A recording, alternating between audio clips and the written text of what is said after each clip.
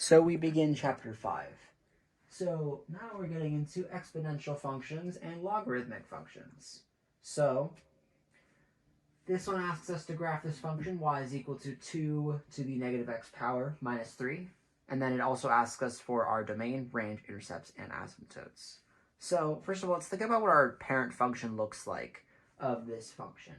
It would be something along the lines of y is equal to 2 to the x power, which has a point at 0 comma 1, a point at 0 comma 1, and starts low and shoots up, where we have an asymptote here.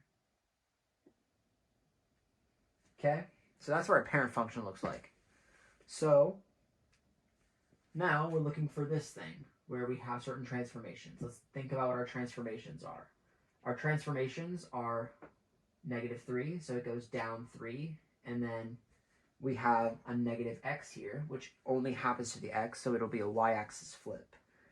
But first, let's just label these things, because these things will make our graphing even easier. Ints x and y, and then asymptotes. All right. Now, our domain, if this is what our parent function looks like, and we're not really shifting anything with like turning or whatever, then our domain is going to be the same. Negative infinity, positive infinity. Now, our range on this one starts at 0 and goes all the way up to infinity. But if we're subtracting the y's by 3, our range becomes -3 to infinity, because it's as if we shifted it down 3. Okay? Our intercepts, first of all, y is anything where x is equal to 0. Let's just start with the easy one. Okay? So x is equal to 0. 2 to the 0th power is 1. 1 minus 3 is -2. Okay? Now, x. This is the harder one. 0 is equal to 2 to the negative x power minus 3. So 3 is equal to 2 to the negative x power. Okay? How do we get that x down from there? Well, there's two ways. We can either convert this into a logarithmic function or multiply both sides by a specific type of log. I'm going to do both methods, just so I can show you the two different ways that we can do this. If we converted this into a log, we would have log base 2 of 3 is equal to -x. So solving for x, we have x is equal to negative log base 2 of 3. So now what we can also do is the other method, where we multiply both sides by a certain type of log. So we're going to multiply both sides by something that will get this x down. Now, if you remember one of our log rules, log base b of b a is equal to a. Okay? So we can multiply this whole thing by log base 2 and get this x down there. So we're going to multiply by log base 2, multiply both sides by log base 2. We're left with 3 log base 2, or log base 2 of 3, my bad, is equal to log base 2 of 2 to the negative x. Now, when I say multiply by that, I mean just put both of them in logarithmic form of this. I don't necessarily mean you're multiplying by a log, because that assumes that you can divide out logs, and you definitely cannot divide out logs. It's just putting them both into logarithms. All right? Now, if that's equal to that, then this all cancels out, and we're left with log 2, 3 is equal to -x, because we set our function earlier. It follows that rule. Now, same exact thing. Take out that negative. Negative log 2, 3 is equal to x. So our x is equal to negative log base 2 of 3. How the heck do we graph that? Okay, I'll show you in 2 seconds. But first we're going to talk about our asymptotes. If our asymptote was at 0 and then we move the thing down by 3, our asymptote is now at negative 3 in the y. Okay.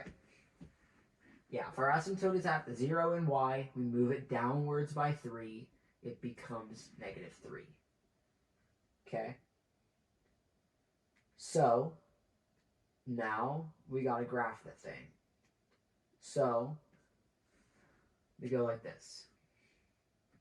We go 1, 2, 3, 4. Let's say that that's 5. We have a negative 5. 1, 2, 3. We have a 3 up there.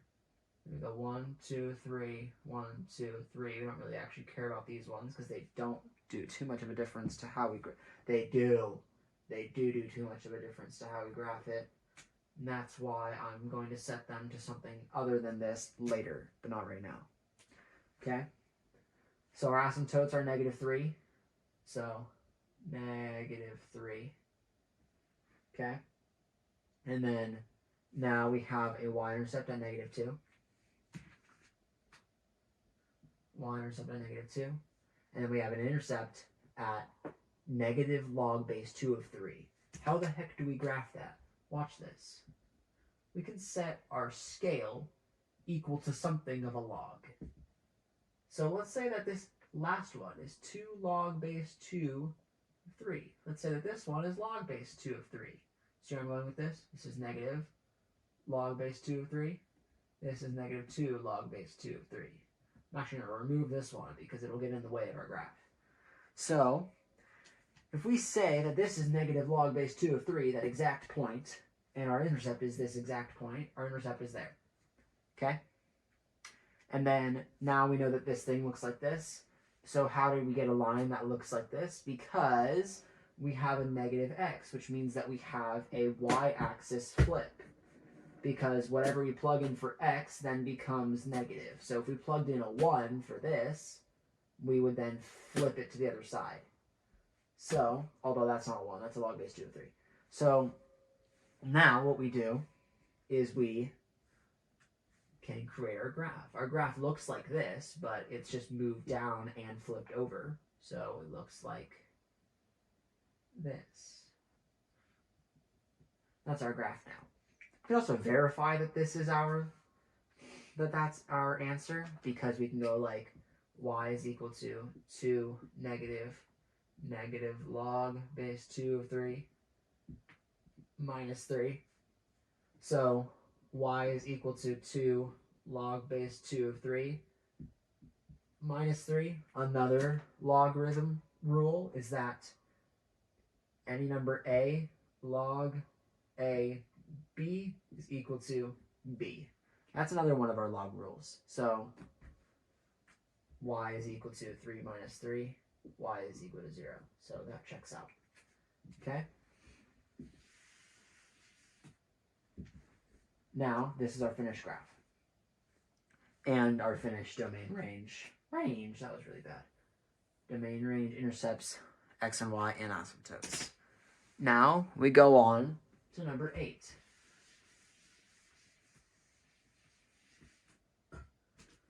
Number 8 is much simpler. Thank God, finally. It's been like 15 of them before I get something simple. Okay? It says that log base nothing of a is equal to a. Log base nothing of b is equal to b. These specific kinds of b's and a's. So if we don't have a base in this log, in other words, it just means log base 10, because that's our standard log. So standard log of capital A is equal to lowercase a. Standard log of capital B is equal to lowercase b. And then it also gives us this function, log rad a cubed over rad b in terms of a and b lowercase. What do we do to this thing? Also, this isn't supposed to be a radical. This is supposed to be parentheses. Oops, yeah, I saw this radical and was like, ooh, write a radical. All right. So if we know our logarithm things, log AB is equal to log A plus log B, and log A over B is equal to log A minus log B. Okay? So using this knowledge, we can simplify this down. So now we have log A to the third minus log rad B. Okay? And now another logarithm function is that if we have log A B to the x power, that is equal to x times log A B. So we can basically take this exponent and put it in the front. Let's clarify that this is what I mean. Okay? And then another thing is that log A B, all of this in parentheses, x is not equal to x log A B. It's not equal to that. So that's another one of our rules. So if we know that, we know that this 3 can come down. 3 log base A minus, we know that a radical is really just b to the 1/2 in disguise. This 1/2 will then come down. 1/2 log b. Okay? And then now we know that our log A is equal to A, log B is equal to B. So 3A minus 1/2 B would be our answer to 8. That's what I said when I said 8 was a nice and chill one. All right. Now, 10. 10 wants us to solve for x. Solve for x given the function x to the third e to the x power minus 4x e to the x power is equal to 0. All right, this looks really daunting, but I mean, let's just take our knowns out. Let's just do things really quick. So both of them have an x in them, have a singular x in them, and then both of them have an ex in them. So let's pull both of those things out. Ex, x squared minus 4 is equal to 0. Hey, that looks a lot more manageable. Ex, x plus 2, x minus 2 is equal to 0, because that is our function that simplifies down to those two. All right. Now, what are our zeros here? What can we set each of these equal to that makes it equal to 0? Well, first of all, we have a 0. We have a -2. We have a +2. So what about this one? Well, didn't we say our parent function was this? So our parent function of any exponential function is this, regardless of what that thing is there, where this is an asymptote. We can't equal 0 with this. If it said -2, we could, but it doesn't say -2. It's just e of x. So this is basically a parent function. So this is what our parent function looks like. There's no 0 on there. So this cannot equal 0 under any circumstances. So this is technically a scalar. We can't actually do anything with that. So it's entirely, like, we don't even need to use it. So this is our answer. X is equal to 0, -2, and +2. Because this isn't even, we don't even need to use it. It'd be like finding a 1 time or a 2 times this nonsense. All right. Now let's go on to 18 and 20. How am I doing on time? We're doing good. Hey, I got through 3 problems in less than 15 minutes somehow. Okay. 18.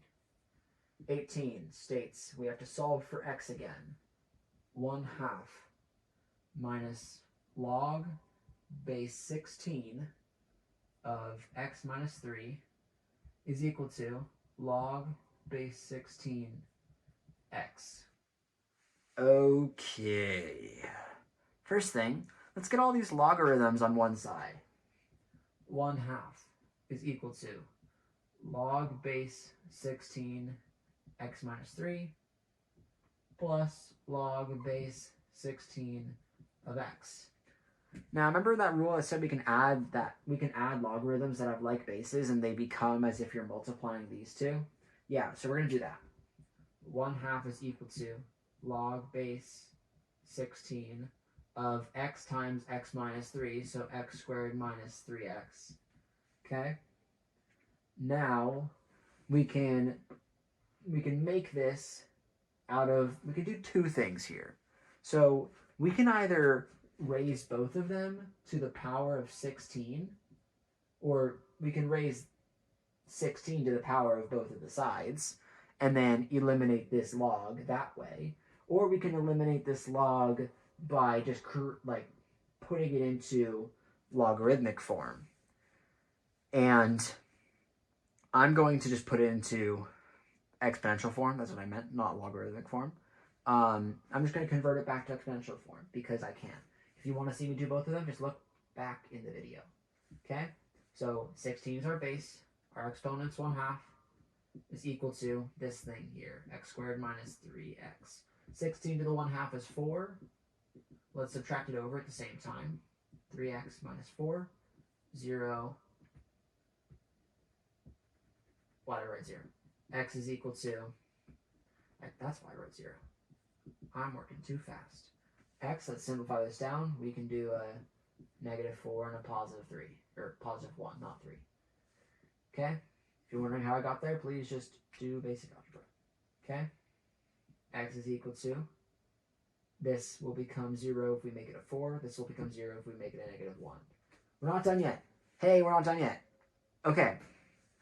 We got to check for domain now because we just converted something from logarithm to exponential form. So always check for domain when we're doing logarithmic and exponential functions because logarithms can never equal, they can never have anything that's negative or 0. Just like how our parent function on an exponential has an asymptote here, our parent function on a logarithm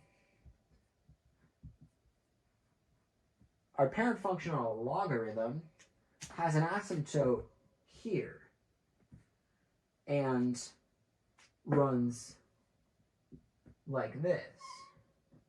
So if we have an asymptote at 0 and we can't have anything negative, we have to make sure that none of these will spit out to negatives if we plug them in. Well, I mean, I see a big violator of that rule immediately. -1. We have an x here. Log base 16 of -1 is impossible. So we can't have -1.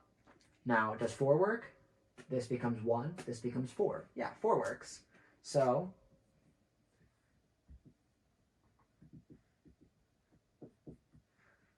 x equals 4 is our answer. Only 4. Now, this -1 would be something called extraneous, where it just means that it's a solution for the thing, but our domain restriction makes it not a solution. Now, I don't even know what significance that holds, but I'm guessing I'll learn that significance later, into calculus or stats or something dumb later on. But for now, it means nothing to us pre-calc students. All right. Now we go to 20, which has 2 parts. Yay. Okay. 20a, 20b. I never get why they do this. Okay. Now we're solving for x again. 5, 4 minus 0.3 to the x power is greater than 12. Hey, we're getting into inequalities now. Natural log of x. That's how I write natural log, by the way. Plus natural log x minus 3. I write natural log like that so that it doesn't get confused with other stuff, is less than or equal to natural log of 4. Okay, because an L can sometimes look like a 1. And I don't want to do 1 times n times x. Alright, now let's solve for x with these. Let's simplify this one down. I'm going to use my blue pen again because the black pen is getting faint. I'm going to have to get a new one soon. Okay, let's divide out that 5. 4 minus 0.3x is greater than 12 over 5. We know that this doesn't change because we just divided by a positive number. Now let's subtract a 4 over. 0.3x is greater than 12 over 5 minus 4. So 20, or 12 minus 20 is negative 8 over 5. That would be subtracting 4 from 12 over 5. Okay. Now let's multiply everything by a negative to get this negative out of there. 0.3. This signs flip. 0.3x is less than 8 over 5. Okay, now let's do one of two things. We can set both of them to logarithms of 0.3 and get that 0.3 out of there, or we can just convert it. But it's actually better to do the set everything to logs form with this, because now we're dealing with inequalities. Now, one thing we know is this sign will not flip if we do that, because a logarithm can never equal. Can a logarithm equal a negative number? Let's see. What is log base 3? How does that look? Log math log base 0.3 of x. Window, let's set that window back because we have it the same as from our other thing. Can equal negative numbers. So let's see really quick.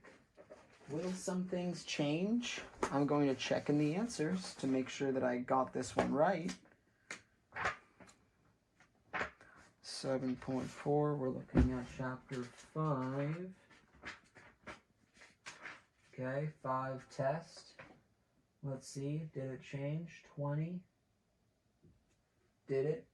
Oh, it did. My answers are wrong. So, under most circumstances of logarithms, we're going to set everything to a logarithm of something greater than 1, because that's what we're doing here. That is greater than 1.